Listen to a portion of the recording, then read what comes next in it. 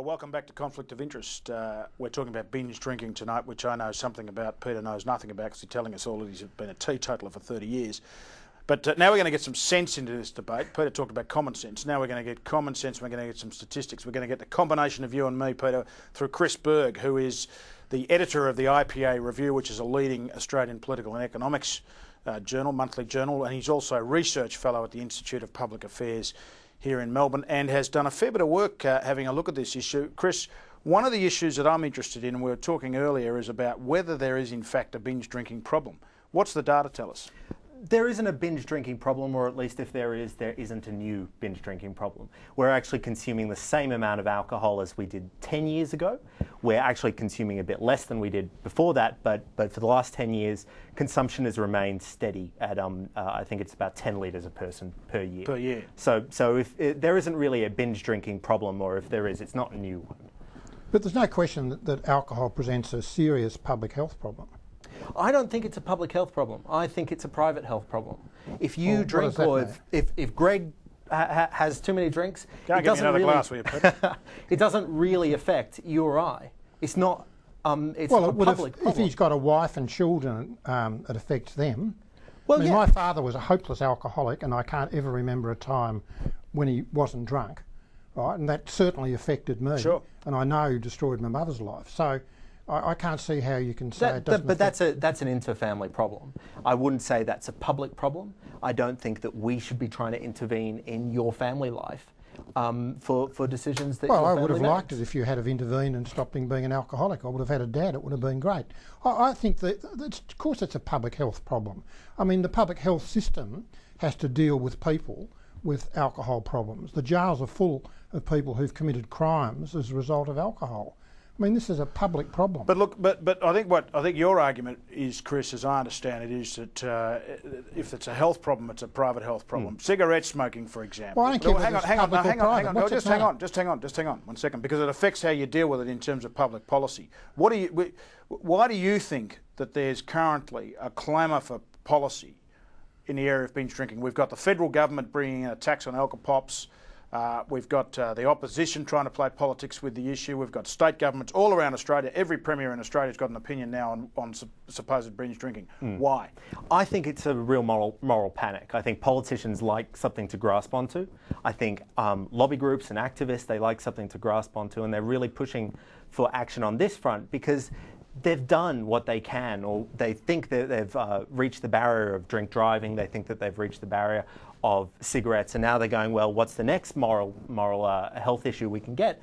And it's alcohol. But it's driven by the public. The public has had enough of the bashings and the fights in the city of Melbourne by drunken people. The public's had enough. But none of this is going up. None of this is going up. Well, that was what I said. That's what I said earlier. No, this has always been around, Peter. Look, I've actually lived in the CBD in Melbourne for the last 11 years, and it is much worse.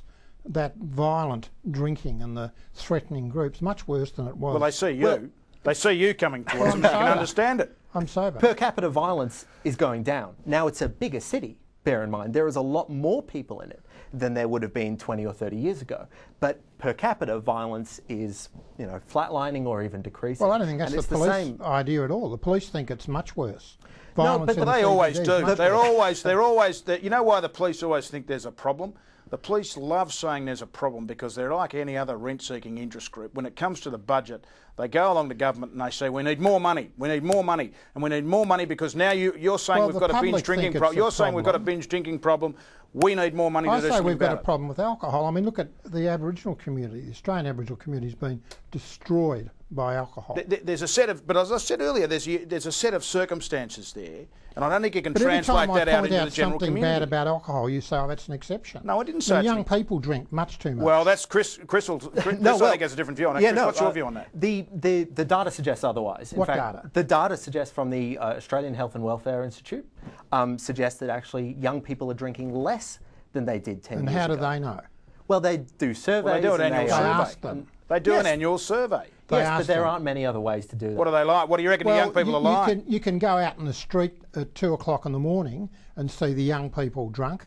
Yeah, sure you can. But I don't think we should be basing public policy on just what you see outside. Well, I think public policy should be based on common sense, as I've said before. But common sense suggests that, in fact, as our incomes are rising, we're actually, and as the economy is getting better and as people are leading more interesting lives and so forth, that drinking actually is declining. That's the common sense argument, and it's backed up by the statistics. What, there's a decline in the sale of alcohol, you say? No, well, there is per capita. Per person, there's a decline in the sale of alcohol. But of course, alcohol sales are increasing because, you know, there are more people. One of the issues here, as I understand it, is the mixture of drinks. In other words, Yes. what are we drinking? Now, the tax on alcopops seems to be on the basis that the government thinks this is what it's an easy way to get hammered quickly. Yeah. And so let's tax it. Well, it was seen and as it'll make it harder. girls' drink, wasn't it? It was seen as a soft drink with alcohol in it. Except that most girls don't really drink alcopops. Yes, girls consume a fair portion of the alcopops, but most alcopops are drunk by men. Most alcopops are not the sort of vodka and lemon sort of things that we expect they are, but it's bourbon and Coke pre-mixed or Jim Beam and Coke pre-mixed, all this sort of stuff.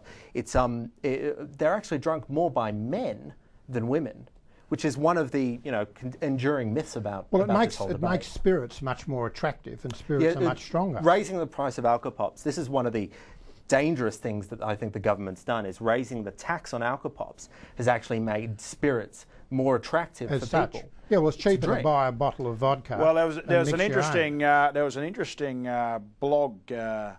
In fact, I think it was on your blog. an example of some people talking in one of the chat rooms on Facebook. I think just describe that. It was very interesting because a lot of our viewers, I think, would identify with what this person had written. Yeah. As soon as the alcopop tax was increased, all these Facebook groups started discussing, well, what is cheaper for us? What can we what would we most enjoy for the cheapest price?